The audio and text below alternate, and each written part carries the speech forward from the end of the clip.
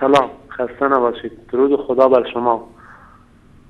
من در عجبم، تعجبم از کسانی که به یک چیز اعتقاد دارند ولی وقتی که از همان چیز دلیلی براشون میاری قبول نمی کنند. سخن من با شیعیان است و ازشون این سوال را دارم که قرآن را واقعا قبول دارند؟ اگر قبول دارند پس چرا برعکس قرآن عمل می کنند؟ شاید واقعا قرآن را نمی خوانند. من ازتون خواهش می کنم قرآن بخوانید. قرآن وقتی که میگویید به قرآن ایمان دارید پس به آن نیز عمل کنید، چون عمل نکردن به قرآن یعنی ایمان داشتن به آن. یکی از دوستان میگفت این شبکه‌ها وهابی هستند، دروغ میگویند. گفتم آنها دروغ میگویند، آیا قرآن نیز دروغ میگوید؟ گفت مگر قرآن چه میگوید که ما عمل نکرده؟ گفتم پس معلوم است قرآن نمیخوانید. برو قرآن بخوان، برو قرآن بخوان تا ببینید چه چیزی گفته است که شماها عمل نمیکنید.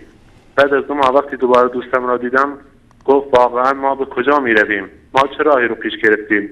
من تا امروز از خدا هیچ چیز نمیخواستم، همیشه از امامان کمک میگرفتم. حالا میدونم که آنها هیچ وقت صدای من را نشنیدند و اگر هم میشنیدند به اندازه پوست دانه خرمای قدرت کمک کردن را نداشتند. من نیز خودم تازگی‌ها موحد شدم و واقعا از شماها تشکر میکنم که راه روشن و راه رستگاری رو به من نشان دادید. درود و رحمت خدا بر شما و کسانی که این راه را پیش میگیرند. امیدوارم که در سایه حق همیشه و همیشه پاینده باشید و همیشه قرآن را به مردم گوشزد کنید.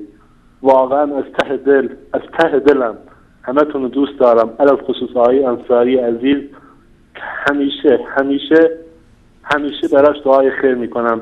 خدا سلامتش کنه و قرآن رو واسه ما تفسیر کنه و ما رو به راه راست هدایت کنه. ازتون خیلی ممنونم. دست همتون رو از دور میبوسم. براتون آرزوی سلامتی دارم. خدا نگهدارتون. تشکر از شما.